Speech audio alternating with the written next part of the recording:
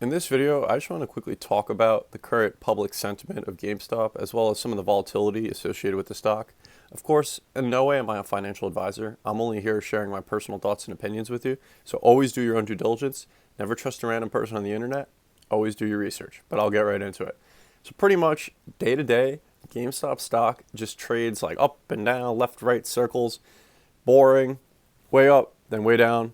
Boring, right? All kinds of psychological tricks day to day.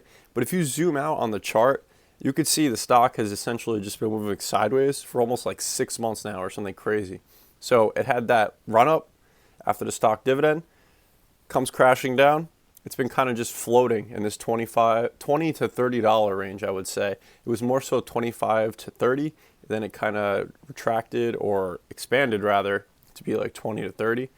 But ultimately, when you're looking day to day, it's just a giant like psych op. Like that's what I think it is. Like it's a giant like day to day. Let's just try and like deter individual investors, because you see days like yesterday where it's like the stock starts the day up 3 or 4%, and there's good CPI data, or good inflation still over 7%. I don't know how good that is, but market takes it as good. All stocks go up. GameStop just gets absolutely beat down, closes the day down 7%. So we're talking about a 10% intraday swing. Yes, it's an overall volatile day for the market. However, it's like very, very common for this to happen at GameStop. And that's only on 7 million shares traded, which for what day to day it is, that's like kind of double, I feel like, what the average has been.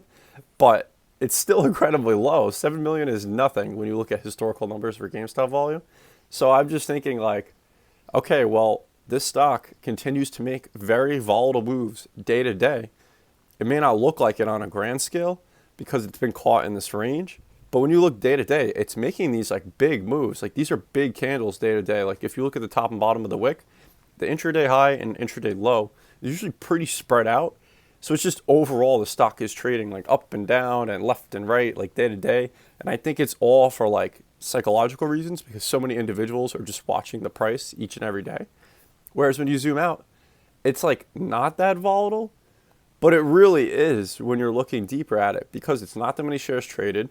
And reason being is if individuals have shares registered in their name, chances are they're not pulling them out of their name and then going to go ahead and trade them. So those shares are kind of locked up there. You have insiders who hold their shares and more individuals who just keep DRSing shares. So you have basically less and less shares trading.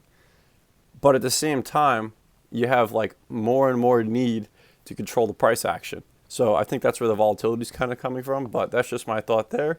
And just overall, the public perception of GameStop, people, I still talk about it too, still say, well, still nothing's happened. I'm like, but it's so much more than just the price. If you're just looking at the price and telling me nothing's happened, like you're simply wrong, because so much has happened behind the scenes, but it's just not reflected in the price yet. But I'm okay with that because I'm a long-term investor. I'm viewing this on a long-term basis. I'm not in a rush. The longer it takes, that's fine, because the more shares I can accumulate. Again, yesterday I buy like 3 shares. Not much, but a slight average down, right? And every time I think, wow, I didn't think I'd have another opportunity like this to buy at such a good price point. But that's just my take. You guys do what you want, think what you want, let me know what you think. Have a good day.